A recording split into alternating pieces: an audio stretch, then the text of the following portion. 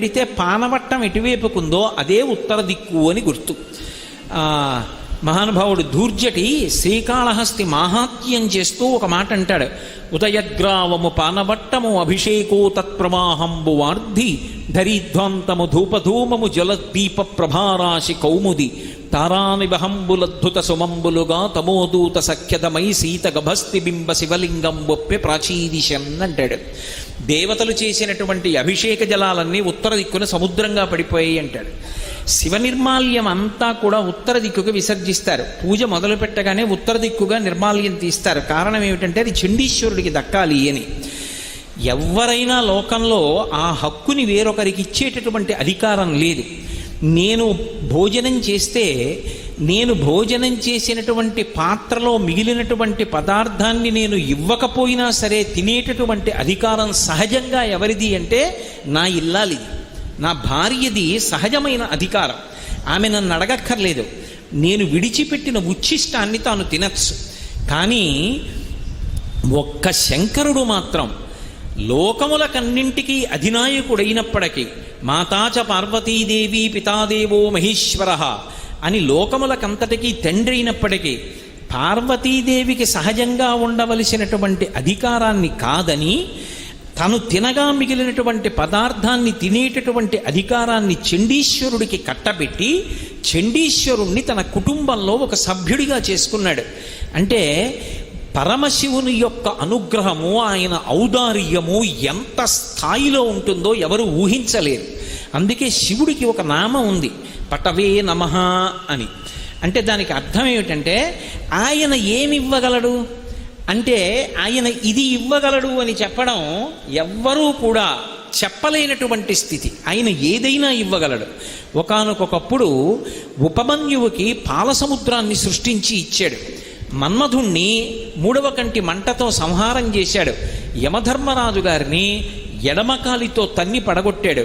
త్రిపురాసురుల్ని ఒక్క బాణంతో పడగొట్టాడు. గజాసురుణ్ణి త్రిశూలం మీద పెట్టి సంహారం చేశాడు. అనుగ్రహించి ఆ ఏనుగు యొక్క తోలు ఒలిచి కట్టుకున్నాడు. ఒకానొకప్పుడు వ్యాఘ్రాన్ని మునులు ప్రయోగిస్తే అవలీలగా ఎత్తి పైకెత్తి పట్టుకున్నాడు. ఆయన చెయ్యలేనటువంటి కృత్యములు లేవు. అతిమానుషిత అద్భుతమైనటువంటి చేష్టితములు. అందుకే శంకరుడి దగ్గరికి వెళ్ళి మనకేం కావాలి అన్నది అసలు మనం అడగక్కర్లేదు. ఒక్క నమస్కారం చేస్తే చాలు. శివుని శిరమున కాసిన్ని నీళ్లు చల్లి పత్తిరి సుమంత నెవ్వాడు పారవయిచు కామధేనువు వానింటి గడి పశువు అల్ల సురశాఖ వానింటి మల్లె చెట్టు.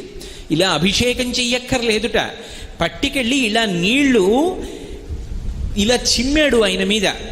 ఓ మారేడు దళం పట్టుకెళ్ళి ఇలా విసిరి పారేశాడు. పరమ సంతోషపడిపోయి కామధేనువుని తీసుకొచ్చి వాడింట్లో ఆవుగా కట్టేసి కల్పవృక్షాన్ని తీసుకొచ్చి వాడింట్లో మల్లె చెట్టుగా పాతి పెడతాట. అంతటి అనుగ్రహప్రదాత, అంతటి దయాళు. కాబట్టే శంకరుడి పరివారంలోకి చేరడం కాదు, శంకరుడి యొక్క కుటుంబంలో సభ్యత్వాన్ని పొందగలిగాడు చండీశ్వరుడు. ఎవరు? మనలాగే పుట్టినటువంటి ఒక మర్త్యుడు, సామాన్యమైనటువంటి మానవుడు తదేక దృష్టితో పరమభక్తితో సైకతలింగానికి అభిషేకం చేసినటువంటి కారణం చేత శివాపరాధాన్ని క్షమించలేనటువంటి కరడు కట్టిన భక్తితో నిలబడినటువంటి కారణం చేత శివానుగ్రహాన్ని పొంది అంత స్థానాన్ని పొందాడు. అంటే శివ పరివారం గురించి తెలుసుకోవడం ఎందుకు అంటే 2 కారణముల చేత తెలుసుకుంటారు. ఒకటి, మనం చేసేటటువంటి దోషములుంటే దిద్దుకోవడానికి. ఒక శివాలయానికి వెళ్ళినప్పుడు ప్రసాదాన్ని ఎలా తీసుకోవాలి అన్నది ఎలా తెలుస్తుంది? చండీశ్వరుడి గాథ తెలుసుకుంటే తెలుస్తుంది. 2, శంకరుడు ఎంత ఉదార హృదయుడు. శంకరుడు దేన్నైనా ఎంత అవలీలగా ఇచ్చేస్తాడు. ఇది ఇవ్వడమా ఇది ఇవ్వకపోవడమా అనేటటువంటి అరమరిక లేనివాడు అన్న సత్యం ఆయన యొక్క పరివారానికి సంబంధించినటువంటి విశేషాన్ని తెలుసుకున్నప్పుడు అర్థమవుతుంది. అంతటి మహానుభావుడు. అందుకే ప్రతి శివాలయంలో కూడా ఉత్తర దిక్కున చండీశ్వరుడు ఉంటాడు. చక్కగా చండీశ్వరుడికి నమస్కరించి చిటిక వేసి ఆయనకి ప్రసాదాన్ని చూపించి ఇంటికి పట్టుకెళ్ళి దాన్ని కుటుంబం అంతా స్వీకరించి పరమశివుని యొక్క పరిపూర్ణమైనటువంటి అనుగ్రహానికి పాత్రులు కావాలి.